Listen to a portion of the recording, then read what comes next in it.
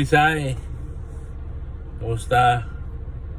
It's been, 3 to 4 years na since tayo huling nagkita. Last time natin magkasama nung December 2021. Nag-celebrate tayo ng Christmas Eve, no? Sa Cavite, Laguna. Doon tayo yun nga, ang Pasko. Medyo matagal na, no? Tagal-tagal na rin tayo hindi nakikita. Since this is your special day, Sai, always remember,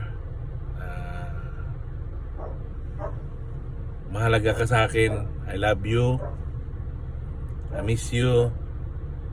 And always remember to put God first in everything that you do. No? Lagi mong, alam ko naman na priority mo ang Panginoon. Always remember lang, kahit ano mangyari, unahin natin palagi ang Panginoon. Sabi nga, di ba, sa Matthew 6:33, lagi mong tatandaan na I'm very proud kung ano man ang narating mo ngayon, kung ano ka man ngayon. I'm very, very proud of you. Bihira ko sabihin, alam nyo naman na hindi ako masyadong showy na kuya, pero I'm very proud of you.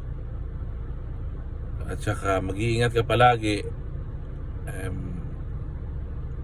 You are always in my prayers. Ang family natin. And happy birthday. I love you. I miss you. My children loves you. My family loves you.